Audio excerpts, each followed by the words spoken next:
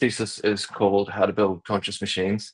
Um, it's more just the last two chapters of the thesis that talk about consciousness. So it's got a bit of a, oh, mouse has disappeared again. It's a bit involved. It's primarily a computer science thesis, so it's about AI and intelligence in general. Um, and it's sort of got three parts. There's sort of philosophical part to begin, some foundations, some technical results, and then some implications of those technical results, which is where it gets sort of more interesting and talks about things like neurobiology and free energy principle and that kind of thing. So, quick bit of background. AI has a bit of a problem I like to call computational dualism. And specifically, this is about formalisms of intelligence. So there's this model IXE that is supposed to be a theoretical superintelligence based on Solomonoff induction, which is this complexity-based approach to sort of learning, sort of like Occam's razor. And IXE was supposed to be an upper bound, but it turned out to be subjective because it was a software intelligence, and whatever the software does depends on the Turing machine. So we can make IXE arbitrarily performant or arbitrarily maladaptive by just changing the hardware in which it runs. And this undermined all the claims about what superintelligence would do, because it turns out it was just whatever we wanted it to do. So this sort of is indicative of a larger problem with AI in general, which is that we keep framing it as a software intelligence when embodiment matters in this case. It has a profound impact on what the system will do. And so I call this computational dualism because it resembles a bit of 16th century Cartesian dualism. Oh, hi, Matt. I just saw it, so the email. Oh, cool. Great. Oh, well. Where was I? Right, slightly nervous here. AI has sort of swapped the pineal gland for a Turing machine. So we've got this problem where we, have software intelligence, and we really need to account for the whole system if we're going to make claims about objective behavior. That is to say, outside the system, is it succeeding according to my design as an engineer? Then we need to have an alternative frame. And so I proposed one I called stack theory. So if hardware is the abstraction layer on which software runs, then software is sort of a state of hardware. And then we could think of, well, maybe hardware is an abstraction layer as well, because it's just sort of running on physics. What it does is determined by the environment. And so in a way, everything is an abstraction layer. It sort of turtles all the way down. And we can make any system perform arbitrarily well or poorly by changing the abstraction layers beneath. And so if we want to draw formal conclusions, we need to rely on what is true of all abstraction layers, regardless of where we sort of set the bottom, because we don't know where the bottom is. So you could think of this like, instead of having the agent environment paradigm heading towards enactivism, where we have the environment, body, and mind together as sort of a whole system, but this just sort of integrates this kind of almost post-structuralist notion of difference, where we don't know what else we're missing, but we know there's something there. So assuming the stack goes on forever, we can draw a couple of conclusions. One is that we must have difference or change for there to be anything. Otherwise, we don't have anything there to draw conclusions about. And that means we have sort of states of an environment, regardless of what that environment is. And each sort of state is sort of a point of difference. And you could think of it as this being time as difference, and each state representing a moment in time. Now, it might sound like we're drawing such vague conclusions that we can't really draw anything useful out of this. But there are some conclusions we can draw that are useful, namely about what intelligence is and what it must be in every environment. Now, it's not going to get super specific, but we can draw enough conclusions to get some useful experimental results. And so that's where this is heading. So by formalizing every conceivable environment, we can sort of make claims about objective behavior. And this can address the subjective performance claim problems that we had with IXC.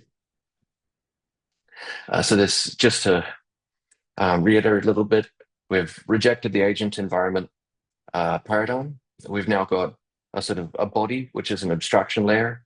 It can express a sort of embodied formal language, which is some formal details we don't need to get into here. But what's important is here that goals and the behavior that satisfy them need to be the same thing here, because we don't have that luxury of an interpreter. So instead of a goal and a system which pursues them, or a goal and behaviors which satisfy them, we just have a task which is completed or not. And you could think of that as the set of possible worlds in which the task is completed. And an example of this might be an organism maintaining homeostasis.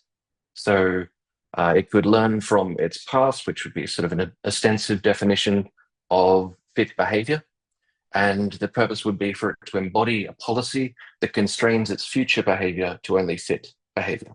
So it's kind of rebuilding the basic principles of that we would use for formalizing something like artificial intelligence, just with this embodiment and abstraction layer concept built in from the ground up. Right. So, oh, please stop me if anything is, if you have any questions or anything. Otherwise, I'll just keep waffling. All right. So we've now got this task concept, which we can use as a basic building block to describe purpose and embodiment together, this sort of unified goal and representation framework. And this is an important point because it means that everything is sort of valence. Everything is good or bad. There's no just platonic representations in this system. It either completes a task or it doesn't complete a task.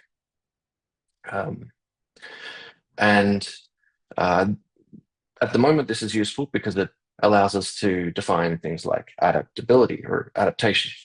And we can say that a system is more adaptable if it completes a wider variety of tasks. And we could refer to different definitions of intelligence here to do with adaptation under limited resource constraints, or most of what I use in the thesis is about sample efficiency and energy efficiency. So the more tasks you complete with limited resources, the sort of more intelligent you are under this system. So you'd be more generally intelligent, but there's still this purpose built into everything. So to quickly summarize all the foundations before we move on to the sort of technical part of the experiments, we've rejected the agent environment paradigm, and we've just got this infinite stack of abstraction layers instead. And we have a body as an abstraction layer that kind of expresses statements in an embodied language, and these statements can constrain its behavior. So to complete a task, it would need to express a policy that constrains its future behavior to just goal-satisfying behavior in the sense of completing that task. And intelligence here is this sort of number of tasks I can complete, this adaptability, and everything here is valenced. Everything here is good or bad. There's no platonic representations. So with that all in mind, we can move on to the sort of more learning-oriented technical results. So as I said, learning is about embodying a policy that constrains future behavior to some notion of correct. In the case of an organism, it would be maintaining homeostasis or remaining fit according to natural selection. But we could have this be anything we want. And in the experiments, I'll make this learning a binary arithmetic and multiplication. So in a computer, this policy would be changing the state of hardware to so that memory contains software that is a model that describes whatever it is we're trying to describe, that learns the behavior we want it to learn. But it could also be framed as a system as a whole, a physical configuration of parts, like a more sort of mechanical clockwork computer. And with this in mind, once we've got the system that learns a policy, we can take these sort of three meta approaches to learning as well. Well, one obvious one would be scale maxing. This is what We see with a lot of the LLM labs, we're just increasing the resources available, amount of compute data. And this doesn't really make it more adaptable in the sense of being able to adapt with limited resources, but it certainly gets the system to learn the behavior we want it to learn in the end. We can also maximize the simplicity of form of the sort of policy that is learned. So that's more like what IXE did, which is, just finding the simplest explanation, things like, or the simplest model that describes the behavior we want it to describe. But that has some issues, which I'll go over. And then finally, there's this weak constraints on function, which is the main useful result of my thesis. So OpenAI and DeepMind, those LLM labs, love to do scale maxing, a little bit of simp maxing.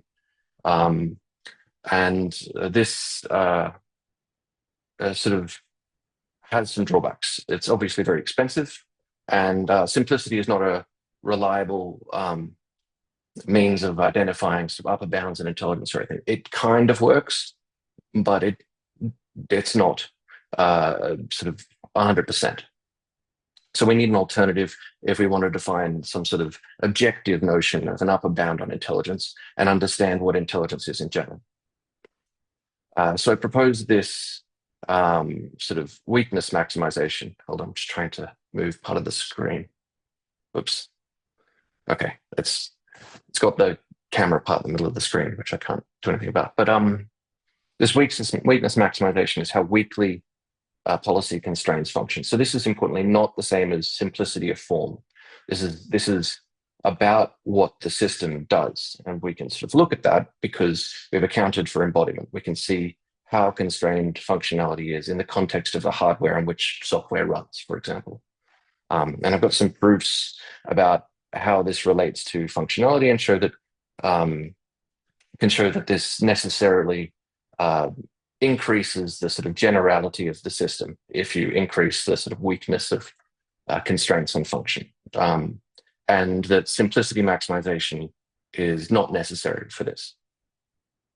So just for a bit of illustration of what this might sort of intuitively look like.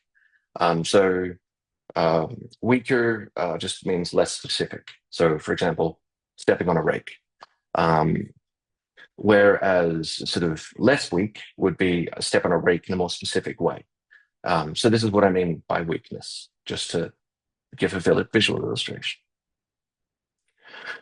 And I ran some experiments with this on binary string prediction tasks, which was basically just trying to predict 8-bit strings for the purpose of learning binary addition and multiplication. I picked those because they relate to piano arithmetic and kind of representative sample of things that we might, just a basic task that can be generally applied. And I implemented this A-star based search sort of learning system, so I could use either simplicity or weakness as a heuristic for learning, for choosing policies, and then see which policies performed better. And the results were quite unexpectedly good. When I ran these experiments, I kind of expected these things to be the same. I did not think I would see a substantial improvement over simplicity. I thought it would be at most as good as simplicity. But the result was, if you look at the bottom, we've got the number of training examples. And on the left, the generalization rate is the rate at which it actually learned the correct underlying policy. So not just approximation, but the exact underlying policy. And the result was that for binary addition, it was as much as 500% more effective. As we scaled up the number of examples, it got more and more effective to be optimizing for weak constraints over simplicity, the more examples we had. But at lower examples, still very effective. Multiplication, much the same story. And combined with the formal proofs, we could sort of conclusively say that now we've got an upper bound on intelligent behavior and a formal theory of optimal learning with some experimental backing, even if it is quite toy experiments. And so got yeah, a lot of my papers are about that. But then I wanted to go a bit further and sort of understand, why does simplicity work at all? I mean, it shouldn't, but it does.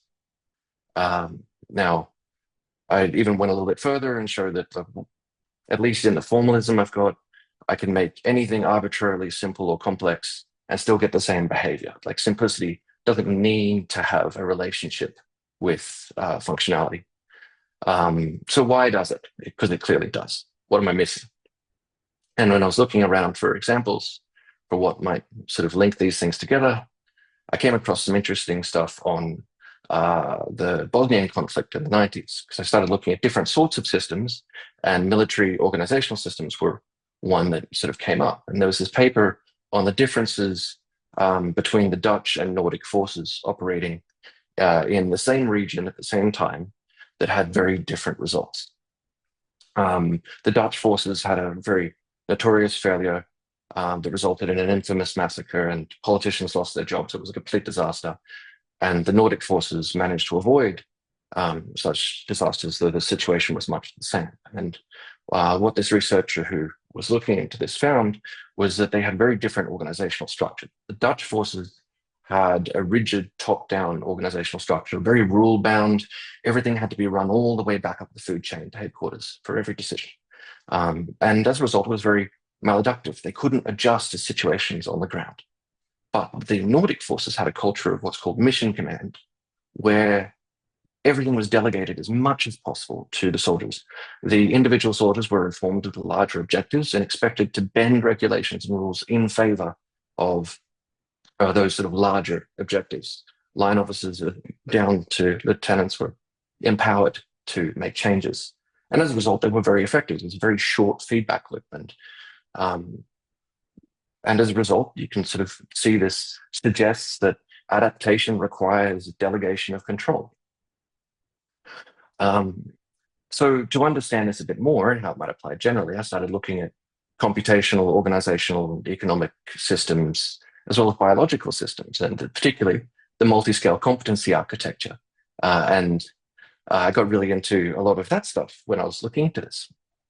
And what you can see with all these systems have in common is this sort of, they have different levels of abstraction. They all delegate control to some level of abstraction. They all distribute control to varying degrees. And as a result, we can sort of compare them along these dimensions. So we might think of, in the case of the soldiers and the squads and the platoon, we might think of those as different levels of abstraction. And to explain, and for a biological example, cells, the behavior of cells is an organ, the behavior of organs is an organism, and likewise in human language. Language is the behavior of humans, which are behavior of cells and organs. So we can sort of repeat the same sort of scale-free, fractal sort of analysis all over the place. A few more examples. Free market economy versus the command economy. Both of these would be at the same level of abstraction in terms of an economy, but they delegate control to different levels of abstraction. In the case of a free market economy, delegates to the individual. Likewise, in programming, we have a very high level of abstraction in Python compared to C. And if we were programming in C, we sort of go down a level of abstraction, but that doesn't necessarily mean more distribution of control, because I could program a cluster of computers in C, or I could program one computer, single-threaded computer in C. Same level of abstraction, but different levels of distribution or decentralization. And we can sort of see this comparison between, even though there's a lot of overlap between delegation of control and decentralization, they're not perfectly orthogonal concepts, but there's a bit of a difference. There's a subtle difference. So say food stamps versus universal basic income, right? They're both decentralized in terms of an individual is making the decision at a sort of, so they're both down to the individual, but one delegates more control to the individual in the terms of delegating money as opposed to things that can only be spent on food stamps. So formalizing this and sort of trying to integrate it with the stack theory, I could show that that adaptability at higher levels of abstraction depended on adaptability at lower levels of abstraction. I call this the law of the stack, which is, I suppose, not a particularly surprising result, but it's useful to understand the difference between biology and computers, because a computer is a bit like an inflexible bureaucracy that is only able to make decisions at the very top, and it can't delegate adaptation down the stack. It has to run everything all the way up the food chain. And this is because adaptation is only occurring at the software level, not the hardware level.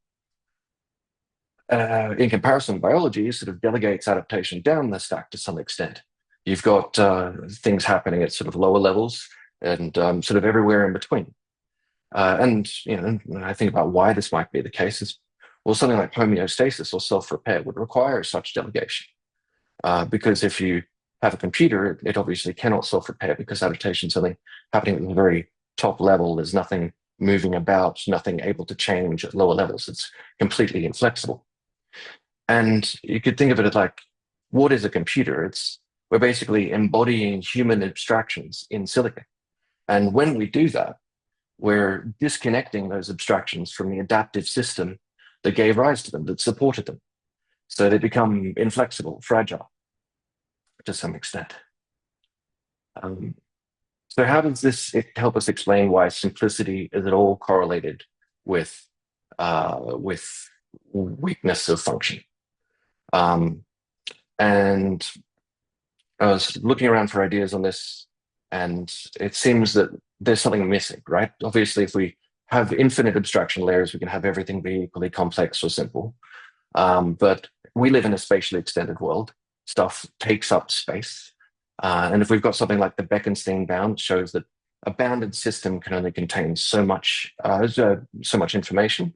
And sort of applying that in this framework, you could say, well, that seems to suggest that abstraction layers should be finite, that they can only express a finite number of things. Sort of the same idea that the system can only have a finite number of configurations if it's a bounded system. And if that's the case, then I can show that it's not always the case, but we can make weak constraints take simple forms and correlate the simplicity maximization with the weakness of constraint maximization. And if we do that, we have a goal-directed process that wants to make efficient use of resources like space, then it has to happen that way. And if we delegate control, that's what the system sort of constructing abstraction layers in between, that's what it's going to tend towards if adaptation is required. And so just by virtue of optimizing for adaptability, we're going to get this correlation between simplicity and weakness of constraints on function. And this is fun because it kind of explains why Occam's razor works to some extent. It's yet another reason why biological systems seem to outperform the artificial intelligence of today, if not tomorrow. It explains how we can make more effective artificial intelligence in future by emulating some of the biological systems we have. So sort of like homeostatic swarm robots, for example, would be able to emulate a lot of this if we could build them. And then the final part of the sort of technical section is the stuff on causal learning, because I wanted to understand how all this connects to sort of high-level cognitive function too. We've got this theory of optimal learning. So we know that the W-maxing will give us sort of an optimal result in terms of adaptability. And that means that the system is going to need to identify cause and effect. So the question is, how does it do that? If it is able to do it? And what is required for that to happen? And what then can we get from cause and effect to objects and properties? Because at the moment, we've just got this system that is based on difference, and there's nothing we can point out and say that's an object, that's a property like heat or, and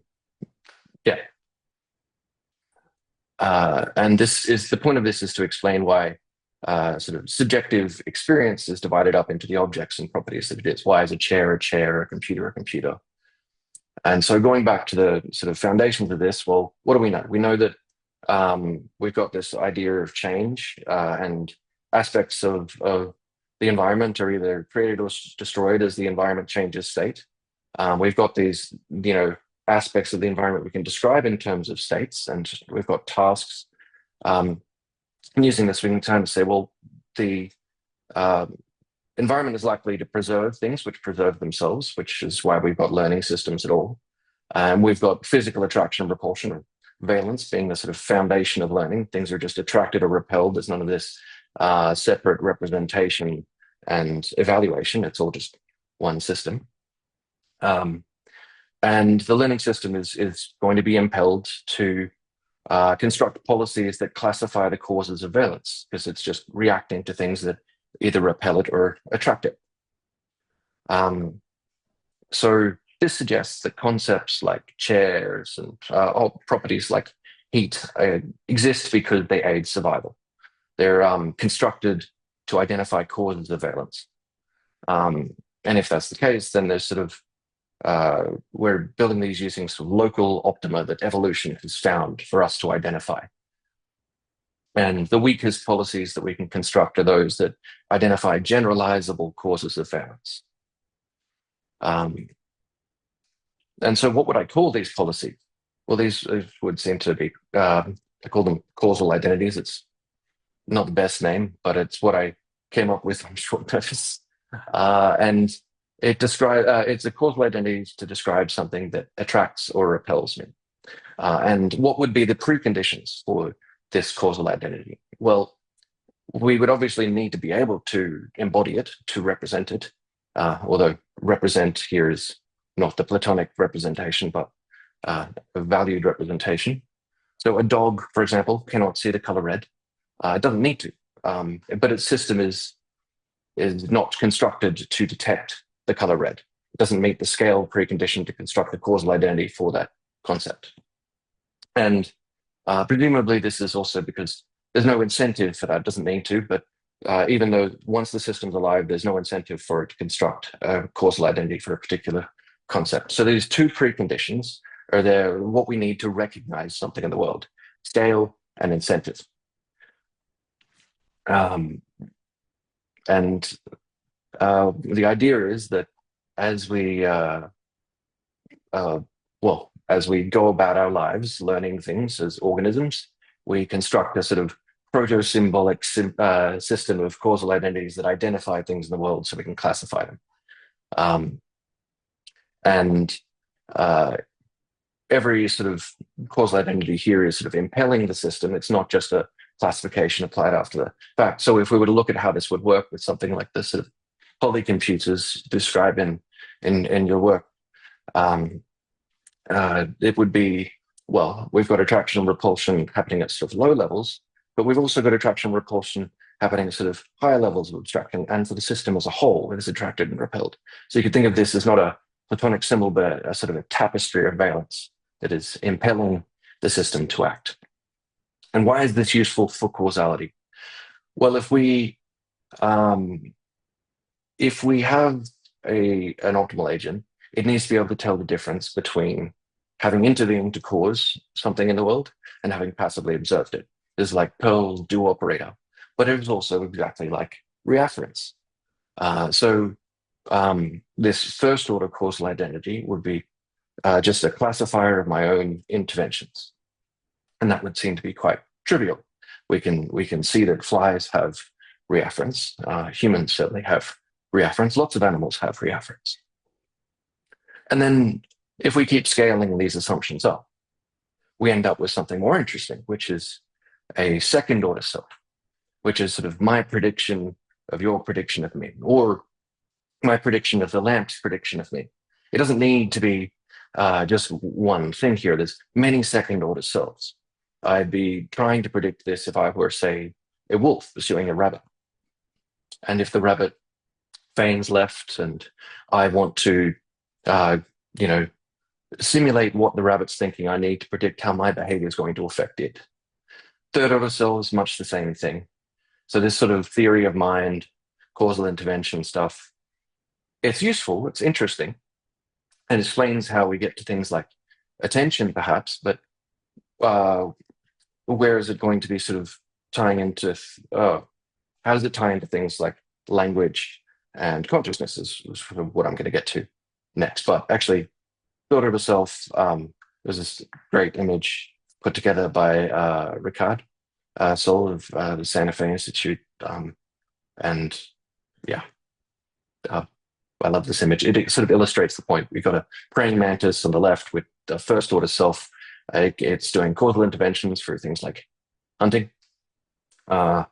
A raven in the middle of it. I mean, I'm not saying ravens only have this ability, but you can say that they definitely have at least this capability, which is the ability to predict others' predictions of itself, especially if we've got birds doing things like hiding shiny objects or hiding food from other birds, predicting that other birds will look in a certain place and trying to deceive them.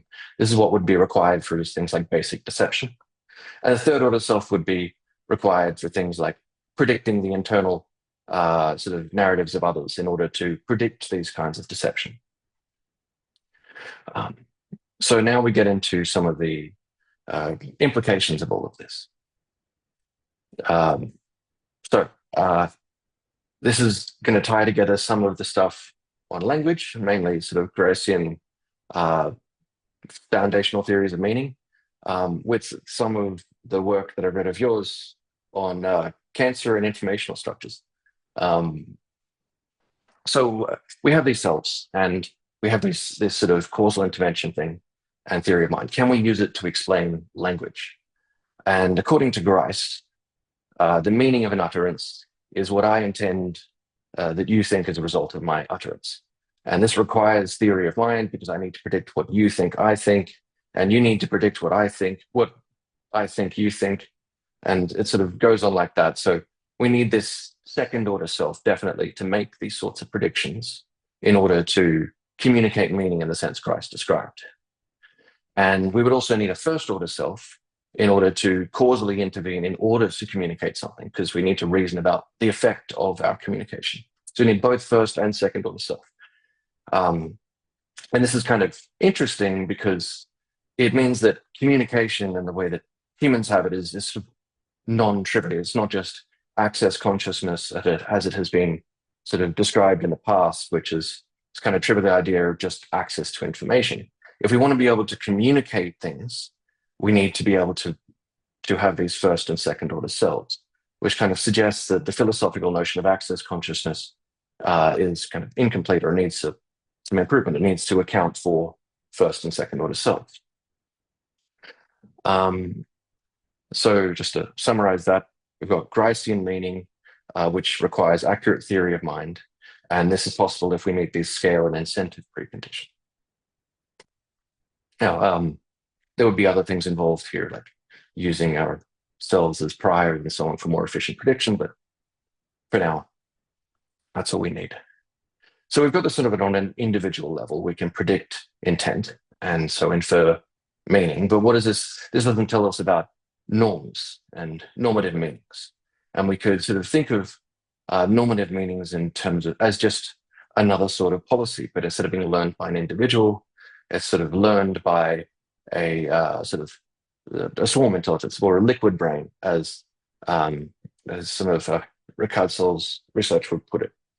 So we've got the solid brain human, we've got the liquid brain population of humans, and we can have the population learn policy as well. So we could say that normative meanings are policies constructed by this population, which is just another learning system. And you could think of that like as sort of a form of collective identity. We could have a collective identity in the form of like cells, but we could also just have a collective identity in terms of just something that holds the group together. And this is sort of trying to relate it to some of your work on cancer and informational structures. So a collective policy needs to be shared by members of the population in order for them, to all have the same policy here, right? But it needs to be sufficiently weak for that, because if the more specific a policy is, the harder it is for all the different parts of a system to share it. And in the formal results, I've got some proofs about, well, if I frame each cell in a system as a task, then I can frame the sort of organ or collective identity as a task. And so if we don't have weak enough policies available at the sort of higher level. They can't be embodied by the cells at the lower level. And so you could get around this by saying, well, let's remove one cell, split it off from the collective. Suddenly you're faced with a slightly easier task. It's kind of interesting because, well, it's just interesting to relate this idea of language to cancer. But the point is just that meanings need to be sufficiently weak to be shared by a larger population. And it suggests some interesting things about how we might manage collective systems or swarm intelligence or AI.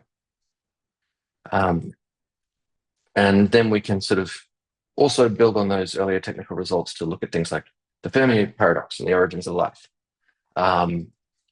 And specifically, the scale and incentive preconditions.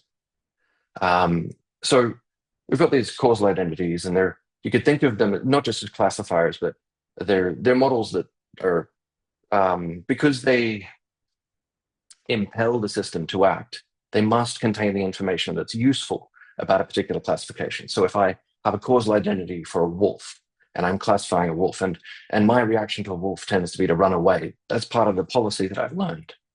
So it's not just like a Platonic classifier would just be like, there's the wolf.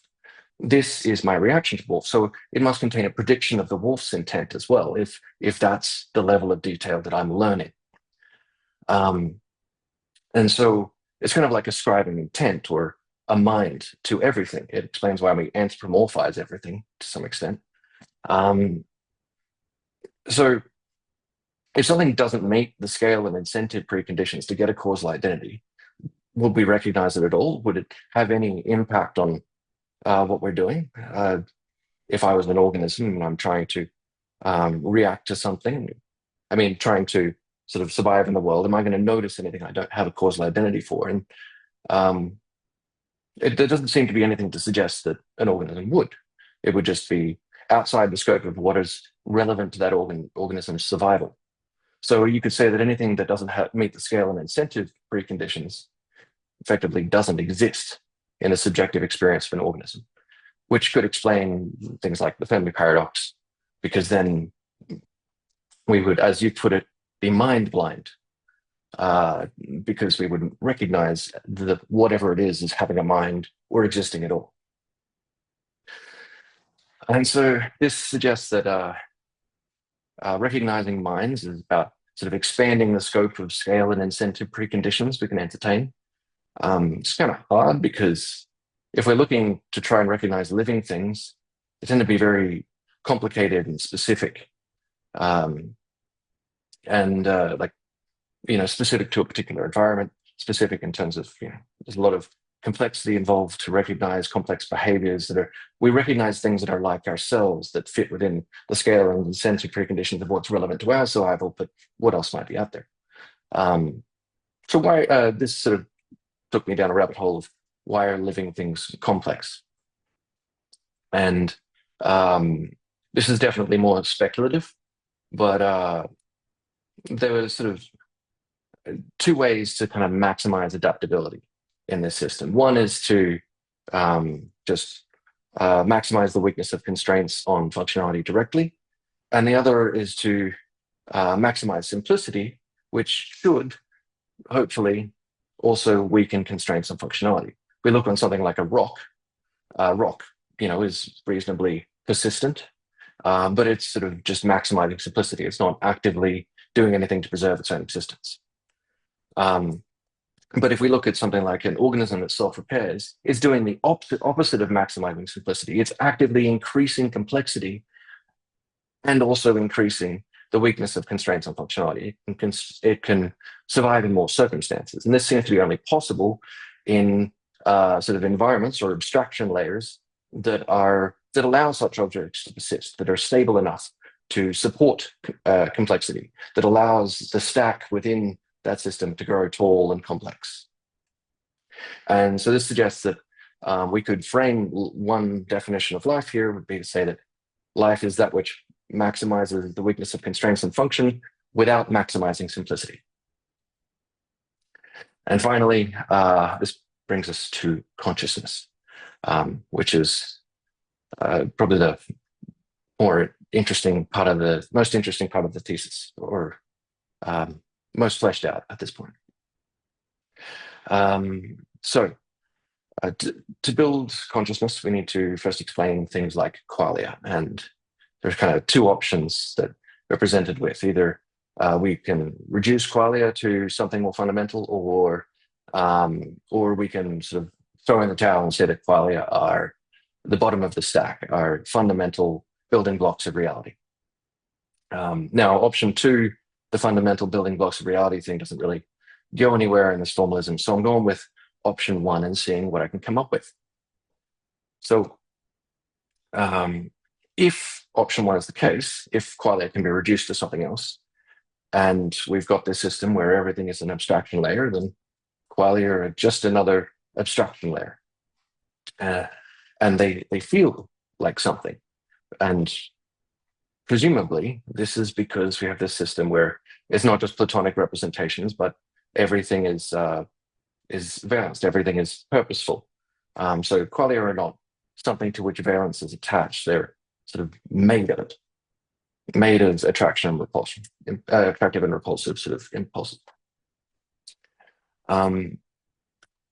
So just to sort of, at the risk of, I mean, obviously I'm sort of very much an amateur biologist here, using sort of biological terms to explain things that I don't know as much about. I'm a computer scientist, but assuming we have something that's attracted or repelled, just a simple cell or just simple machine that has like a one-dimensional attractive repulsive relationship with something.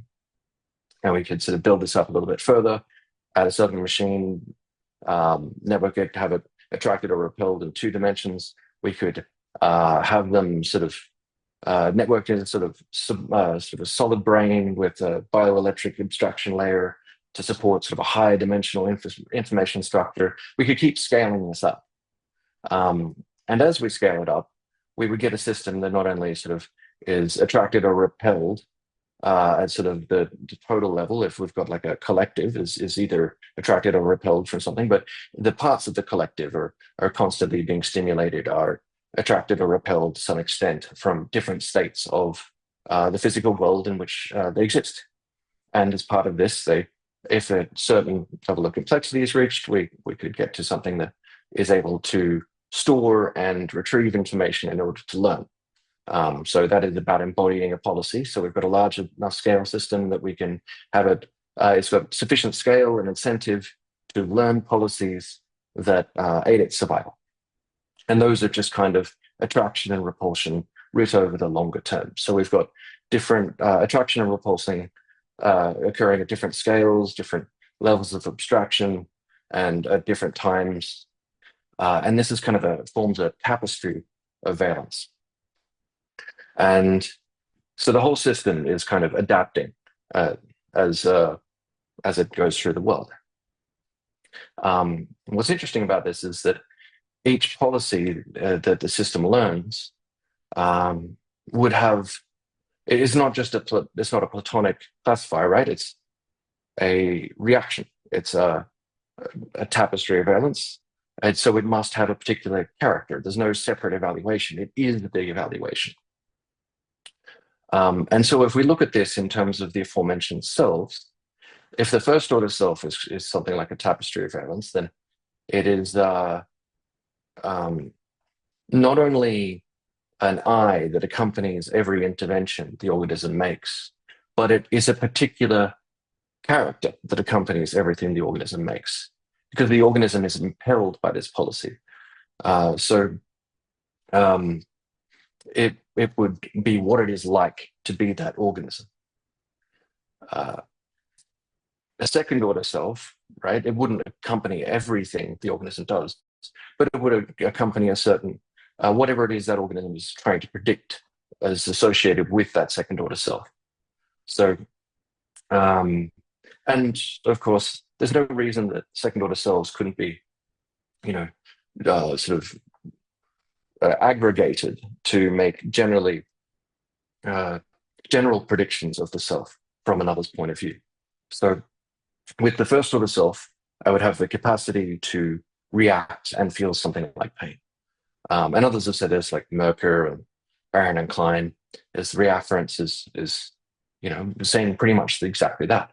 But if we have the second order self in here, we don't only have some self to feel pain, to have subjective experience, but we have the capacity to predict that I am feeling pain. That sort of second arrow or self-awareness, awareness of feeling pain.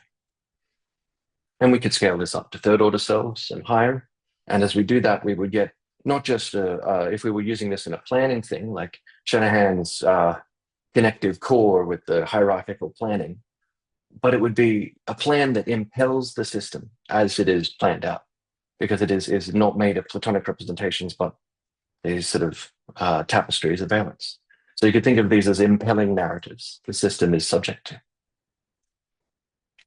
And it sort of puts these images of first, second, and third order solved into the context of consciousness and what consciousness might be if we accept where we've got to at this point with the formless. Right. So the final chapter of the thesis is just taking all of this and tying it all together into how we build conscious machines given this information. And there's sort of an interesting unanswered question that comes out of this.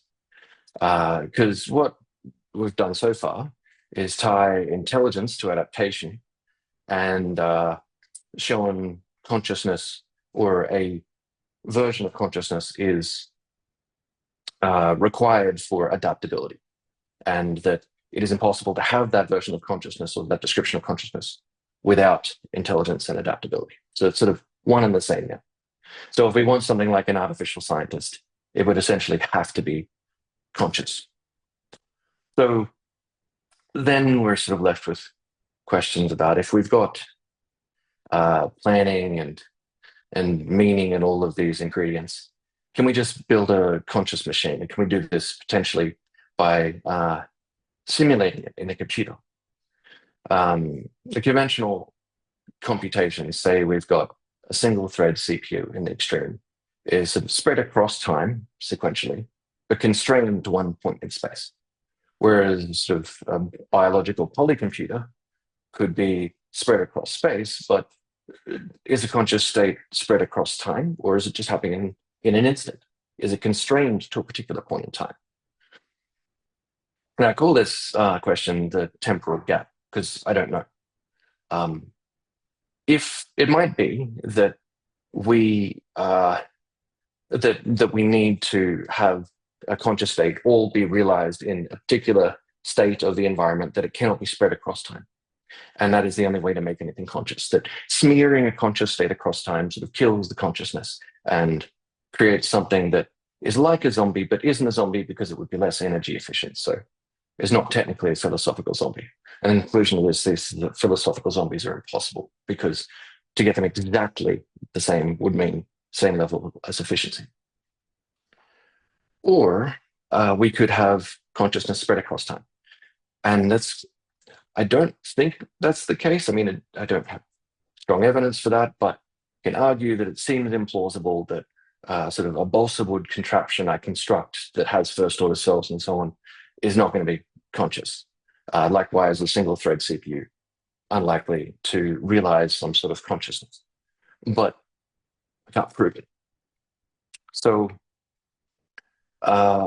maybe our consciousnesses are smeared across time. How would we know? We could be simulated in a single thread CPU, and just everything is, or the interactions of the parts of the biological polycomputer that we are is simulated one part at a time, and the whole thing is smeared across time, but from our perspective, it's in an instant. And this kind of has interesting implications.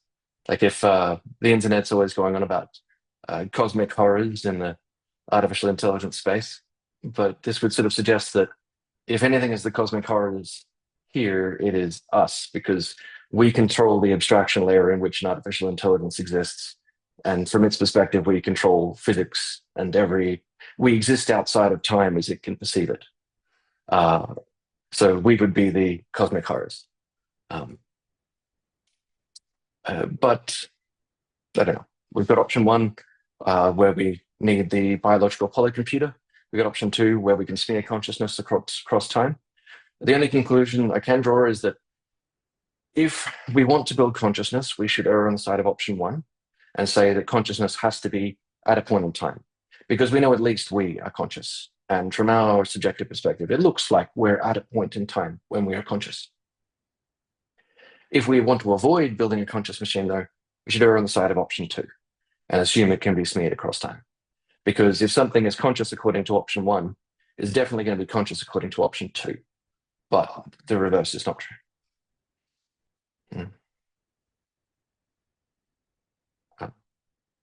That's everything. Excellent. Thank you so much. Really interesting. Unfortunately, I've only got 7 minutes, but we can talk about, there's a ton of stuff for us to talk about. Since we have a couple of minutes, I'll just ask this question. Could you talk for a minute about you mentioned a number of times the distinction between Platonic forms and valence, and I want to understand what the why you see those as incompatible options. So it's if we've started from this sort of a stack of infinite stack of abstraction layers, and we have state transitions from one to another. The only place we're going to get purpose from is those state transitions. I suppose it's less a case of Platonic forms being incompatible and sort of pure representational content absent any sort of impulse or impetus to do anything, being at odds with the idea that we're getting purpose from the state transitions of the environment. I guess you could argue alternatively that there is no purpose and that everything is just state transitions of the environment. But then it would kind of be hard to talk about things like goal-directed behavior. Yeah, no, that's certainly not my position. I think there absolutely is a purpose in goal-directed behavior, but I mean, I like everything that you've said. I don't see it as incompatible with my model, which leans heavily on the Platonic space stuff. Seems fairly compatible. Where in your thinking, where do the specifics of valences come from? In other words, for any given being, whatever its origin story, where do its various valences come from? So I guess if I understand correctly, and I'm not really sure that I do. If I've got do you mean like sorry, could you expand on it a little bit? Well, what I'm trying to get to is I assume what most people in this scenario would say they're set by evolution. In other words, why is it that what is it that is going to explain the specific, not the generics of the importance of valence, but like specifically this kind of creature has certain behaviors, it has certain types of cognition, it likes certain things, it hates other things. Where do the specifics come from on your model? Where do what sets these details? Yeah, so definitely sort of in the thesis, I talk about state transitions of the environment in all the papers because I don't have as much room. I just talk about evolution and natural selection as the sort of origin of where this sort of impetus comes from. But in the thesis, because I've got this luxury of talking at length about state transitions, I say, well, we have state transitions from one state to the other. This deletes parts of the environment, preserves others. So this is kind of natural selection, but applied to inanimate objects as well. And the difference between an inanimate object and an animate object would be that one of them is just is able to W max without simplexing.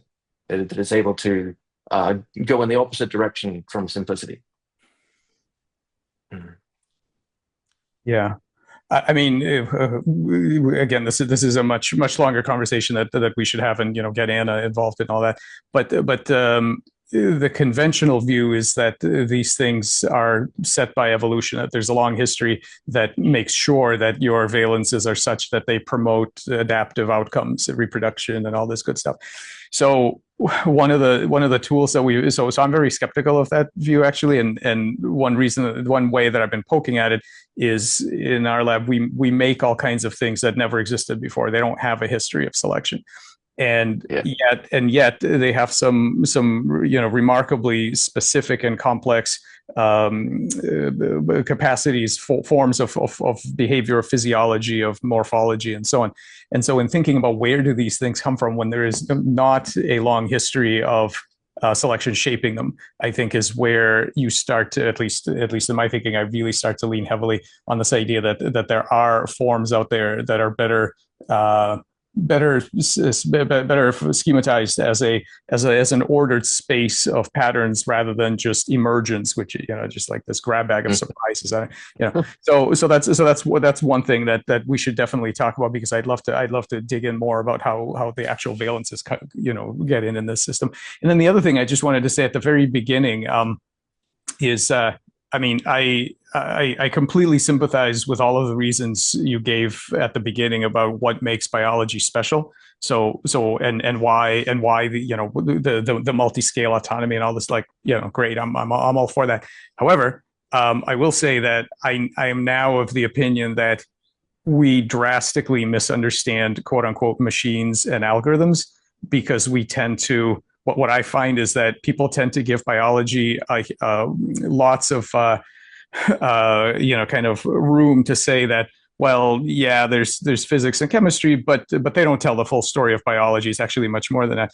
But somehow in these minimal models, people say, well, yeah, the algorithm, the materials, and our Turing machine paradigm, right, that tells the whole story. The algorithm, the thing does what the algorithm tells it to do. And I don't think that's true either. And I think, and we have some examples that we need to discuss some of our work on even very minimal algorithms tells us, I think, that for the exact same reasons that chemistry and physics do not tell the full story of this stack of mental activity that you painted, I think even very simple quote unquote mechanical deterministic things have some of those features, and we're just bad at noticing them. I think they're baked in. I don't think it takes very much to get to see those start to creep in, and we should really just not assume that our formalism of algorithms of Turing machines are actually telling us the full story of what anything can do. So that's yeah, I'd agree with that.